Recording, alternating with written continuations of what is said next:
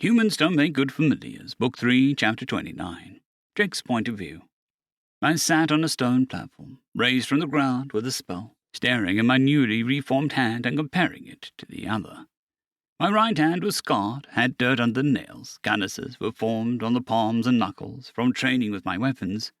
But my left hand, it was smooth and clean as a baby's, like it had never seen the sun or picked up even a speck of dirt because, well, it hadn't. The pink palm all but glistened.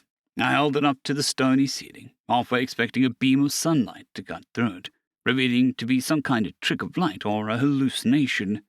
But no, there it was, as real as the other one. 1 month, Suma said, repeating herself. She'd been saying that over and over again for about a minute after I told her that Deja was coming back. 9, 14, and Lorik were all on watch, while I told Suma, Captain Gagolus, and Lieutenant Datu about the vision. Datu was perched on my shoulder, casting soul magic spell to look through my memories and confirm what I was saying.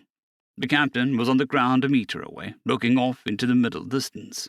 Wasn't even sure he was listening to us anymore. I find this difficult to believe, Datu said, fluttering down. You just saw my memories. Memories can be changed. Perhaps the Niama had a spell that causes hallucinations cast on him, and the trigger in memory magic. It would take an incredible amount of mana, but it's not infeasible. 1 month, Suma said again, her sparkle nearly gone and her gaze fixed squarely at the roof. No, we would have detected such powerful magic on him. Maybe there is a ruin on his body. She looked at the corpse of the Niama I delved with, who died before I even woke up, then turned to me. Pick him up and help me search his body. It wasn't a spell. It was real. Not real, but true. Pick him up, she ordered. Captain Gagolus spoke, finally looking back at the rest of us. Enough, Datu. You know we would have sensed the ruin activate, and we both looked through Sentinel's mind. All traces of the second soul are gone. We both confirmed the validity of his memories. It's true. Captain, with all due respect, he is saying that the world is going to end in 1 month. It must be a trick, Datu said, more uneasy than I'd ever heard of before. It was unnerving. We must inform Queen Impera, Suma finally said. We will once we've completed the mission. The mission? Captain, the world is... Not going to end today, but our mission is on a time limit, and we have already wasted much time for getting what little information we have. According to Sentinel's account, and what Lorik was able to glean, we know where and who the person we are searching for is. Valandra is dead, but the ambassador is still alive, which means the mission has changed. We are going to evacuate the ambassador. Once we have returned to the capital, we'll make our official report to Queen Impera.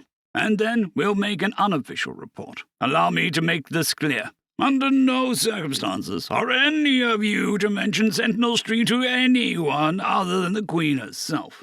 I will inform the others of this as well. Yes, Captain, I said. Datu and Suma both agreed as well.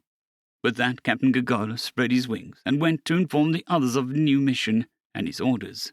Von Pack? Suma said. Where do you think Vindicta is? I don't know, but she wasn't in any of the Niama's memories. Maybe she's still back in Ambos, I said, and felt a strange sensation. I knew what it was immediately, but tried to push it away from my mind. Jake? Suma asked, bringing me out of my thoughts back to the present. Yes, I asked, noticing that not only was Suma staring at me, but so was Lieutenant Datu. Are you all right? Your manner is different than normal, Datu pointed out. I'm fine. I'll be fine. I caught Datu glancing at me from time to time for a few minutes, before getting rid of the dead Niama's body outside. Suma and I spoke privately through our connection while she was gone. Jake, what is wrong? I don't know how to explain it, I said. Your manner is more turbulent than normal. Zachariah and my memories merged, I confessed. Merged how? I can't remember his whole life. Everything he did, thought, said.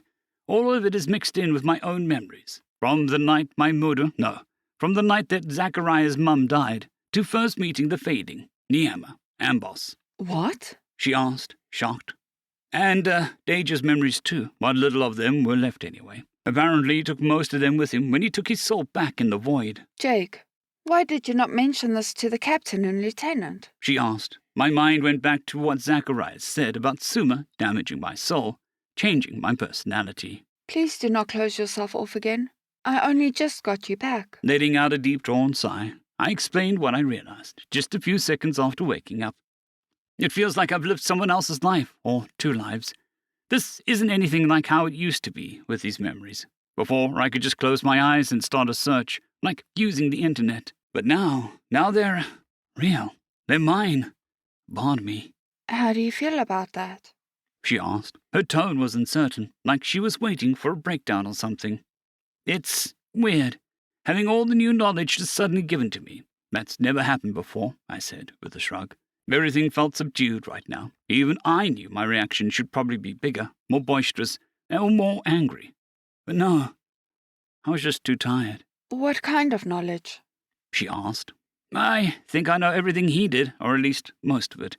There are huge gaps missing, most of the memories about his time in the world, but there are others too, stuff from his childhood and his family. I held up my new hand, rubbing the fingers and knuckles again, feeling the sensation on my new skin. I think I know what happened to him and Deja, and how he used his magic to fight. Just then, a flash of memories hit me. Zachariah training him fighting at Dragon's Fall Bay, casting runes to kill Deja with, and most prominently, how he used death magic. Just then, Gagolus, 9, 14, Lorik and Datu all came back. You two, get ready. Now that we know where to find the ambassador, we are moving out. Now. Datu said. He's been hauled in a prison less than half an hour's flight away. We are going to scout the area, then cause a distraction and raid it if possible, the captain said. I pointed to the SU soldier who was still sedated nearby. What about him? Captain Gagolus looked at Lorik, nodded and said, He's useless now. Suma's point of view. There it is, Jake said, bent down behind a boulder, which was the only thing big enough to hide him. The rest of us simply stayed low and tried to blend in with the tall grass. We were all watching over a prison, the one holding Von Pack. It was not one built by the SU, but by the natives of the island. However, it had been captured early in the invasion, according to the memories taken from the prisoners. Finding the prison was not difficult, since Lorik had been able to discern its location from the higher-ranked slaves' memories. Jake had been able to confirm Von Pack was alive, but that was all he was able to glean before the delve was interrupted. Jake said he spoke to the remnant of Zachariah, but what few details he did share were, well, it was clear whatever they spoke about had disheartened Jake somehow. He had been acting strangely since he awoke, and his manner was uneven, going through periods of turbulence and eerie calm. It was clear something was on his mind. One good thing had come out of the event, though. Jake's limb regrew. The moment was shocking, to say the least. Sudden, uproarious manner swelled like a hurricane and transformed from a death magic spell into a body magic spell, faster than any of us could react. I saw the colour nearly drain from the feathers of every Nyama in the room when it did. This should be far enough, Captain Gagola said, and gave the order for us to summon our familiars. One by one, with myself and 9 as exceptions, everyone summoned their familiars. Captain, may loyalty take point on this. It is the most suited for infiltration and investigation. Lorik Isbala suggested. Agreed. Have it go first down the center, and the others will approach from the sides. The captain said. Off the familiars went, with orders to survey the area around the prison and eliminate any threats between us and the prison. This mission may be starting quietly, but we all knew there was no scenario in which we could sneak in and out of this prison like we did in that village. Diving in and out with extreme aggression would be our only hope of success. Remember, squad, the moment any of the enemy's familiars are killed is the moment they will know something is wrong. We need to know how many to expect and where Von Pack is being held, Second Lieutenant Datahu reminded us. Take a moment to center yourselves and prepare. The wait realistically was not long, but seconds turned into minutes and minutes into hours, at least in the tension. My heart thumped in my chest, so hard my wingtips vibrated. I distracted myself by focusing on keeping my besmears dim so that we would not be spotted. When that proved to not be enough, I found myself studying the prison. It was mostly underground with veins too small to fly through, providing what was likely not nearly enough clean fresh air. The outside was made of stone, wood, and vines.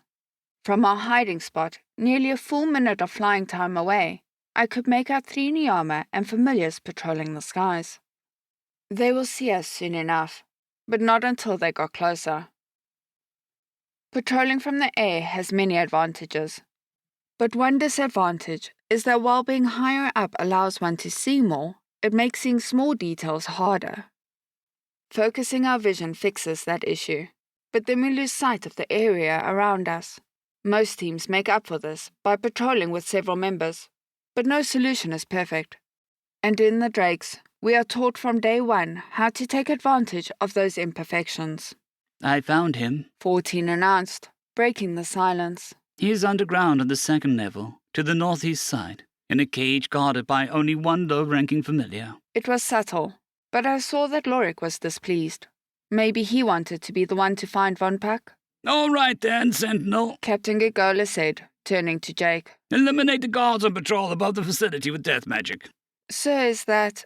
I tried to protest but was cut off. That is an order, Sentinel, he said. Jake looked like he wanted to say something. His manner fluctuated, but he stood up from the ground and held out his newly reformed hand toward the Niyama above. I was the closest to him, and so I was the only one who heard what he said next. I'm sorry. Rot. Weakly, like the first sounds a hatchling makes, he whispered. From our hiding spot, so far away, there was no sound. It simply appeared that the 3 Niyama lost control of themselves and fell from the sky, hitting the ground hard enough to make a small dust cloud on impact. Jake winced and turned away. My heart ached for him, but now was not the time to say anything. Good work, soldier. Now use railgun spell and break open the walls for us to get into. Without a word, he pulled several of the metal balls from his bag, and I felt his mana extend all the way to the edge of the prison.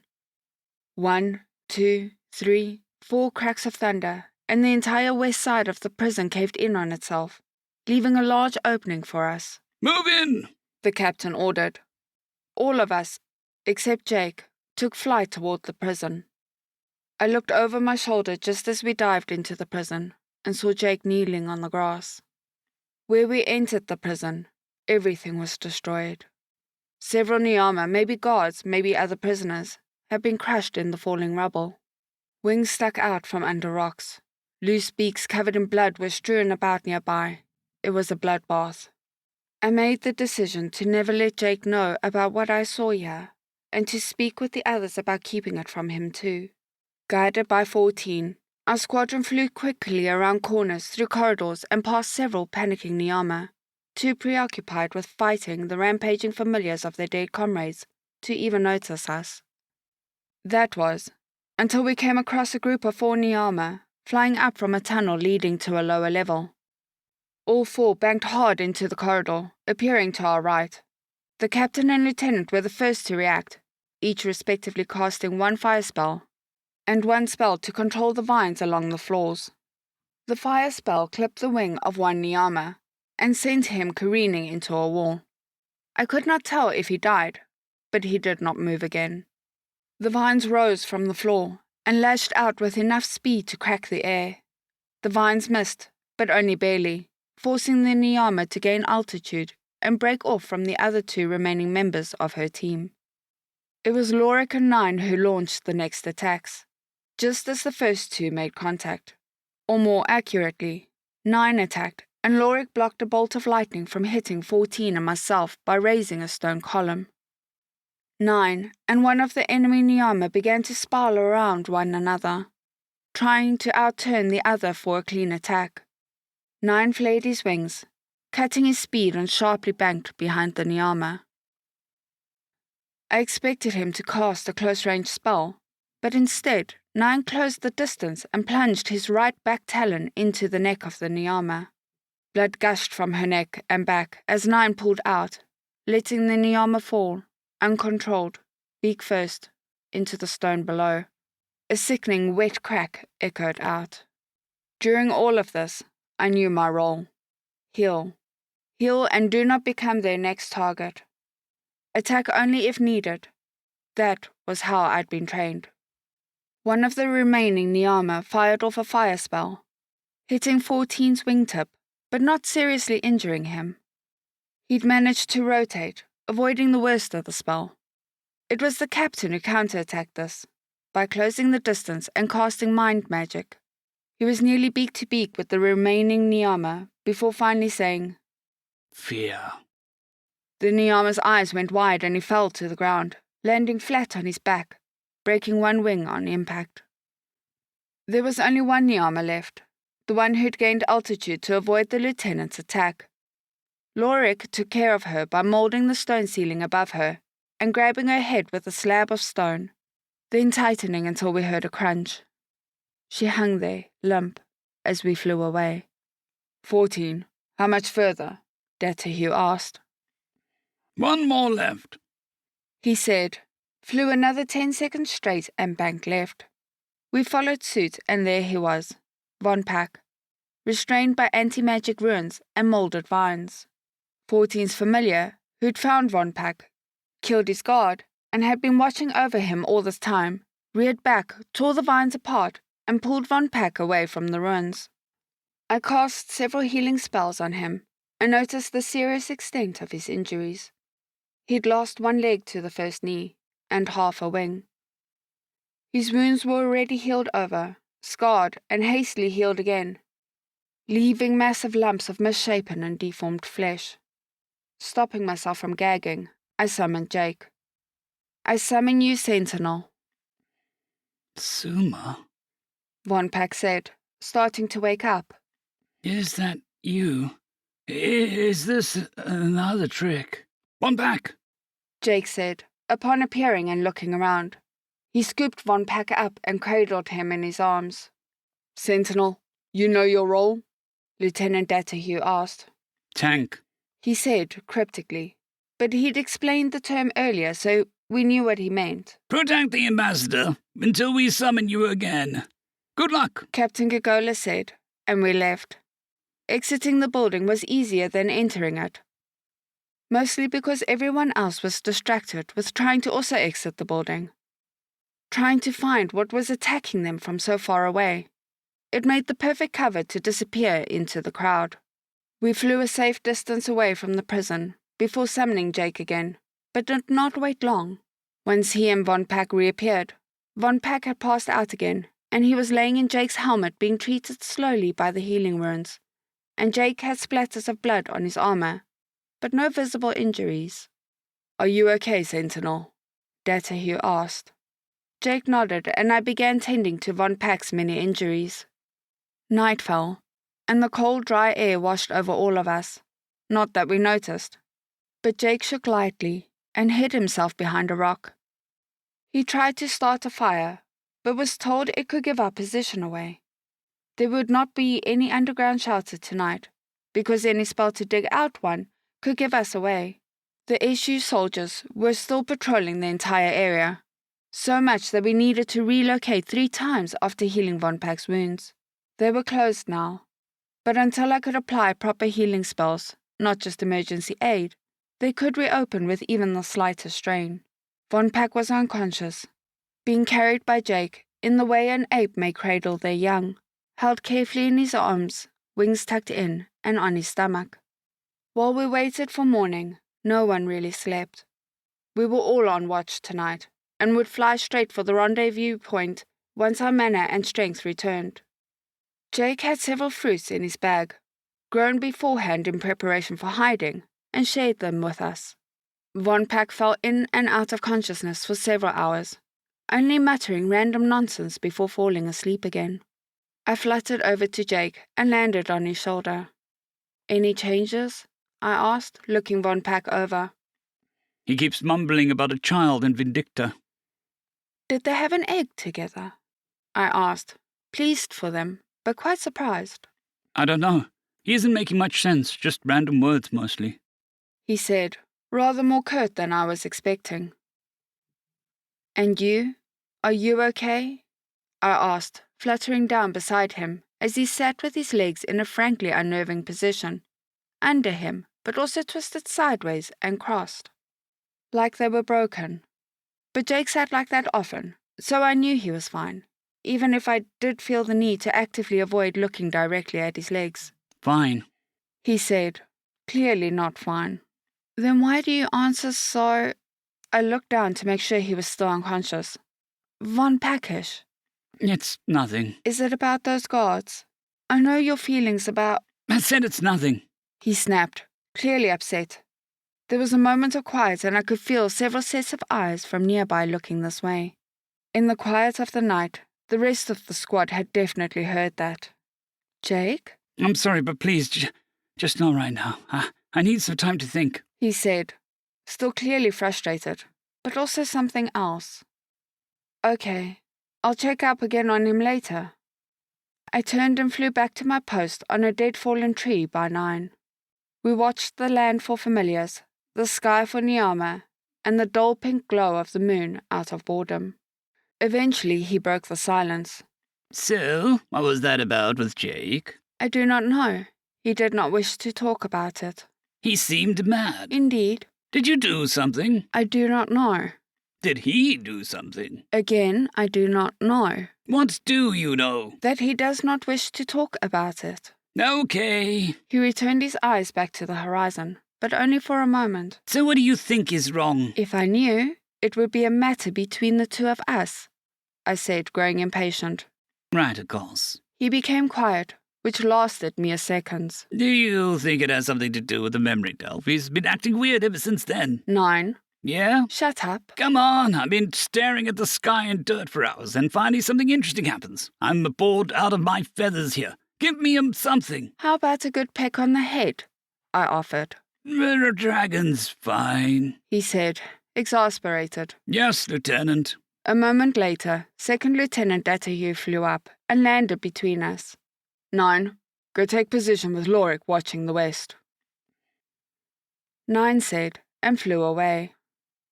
Thank the dragons, I thought. A moment of quiet. What is wrong with Sentinel? Asham's roost. You too. What? She asked, surprised by my reaction. Sorry, ma'am. 9. He just kept asking me the same thing over and over again. Well, what was the answer? I sighed. I do not know. His manner feels different, she pointed out. I noticed that too. 1 month, she said quietly. I still do not believe it. We need to get home as quickly as possible, but even then each day it takes is one less day to prepare. 1 month is not even necessarily accurate. Can Sentinel beat a dragon? Lieutenant Datahu asked, but it did not feel like she was speaking to me, but simply wondering aloud. A dragon? Can anyone?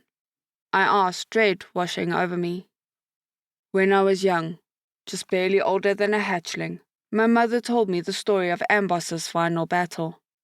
It is a good story, I said, remembering how my own father had told it to me, just once, under a fresh mangoe plant, as we waited for the fruit to ripen. I still remember the way the moisture glistened on the new leaves, and the sounds of popping as the stem grew. Feeling the dirt get pushed aside underneath us nearly toppled me. I have always assumed there were embellishments to the story. Not even as a child could I imagine a Niyama defeating a dragon. I still cannot. Many years have passed. Our magic must be better than it was then. Surely if we... I do not know, but there must be a way, I said. Ambos's familiar was a Viking, like Sentinel is. I thought about correcting her about Jake not being a Viking, but it did not seem the correct time to do so. What if it was not Ambos that defeated the dragon, but his familiar?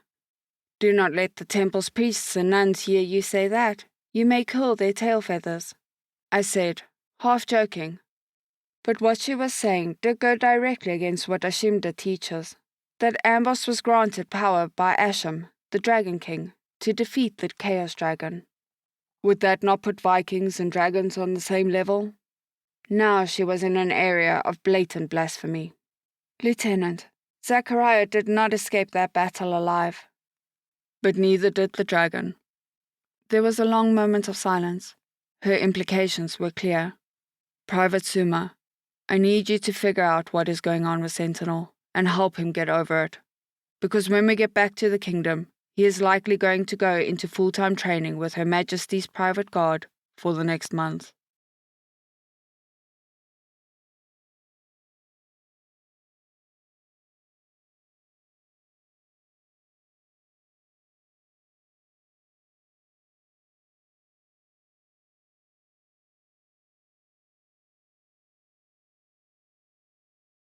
Aria 050 Dragzoon W.R.E. and Elijah Silvercross. Thank you very much.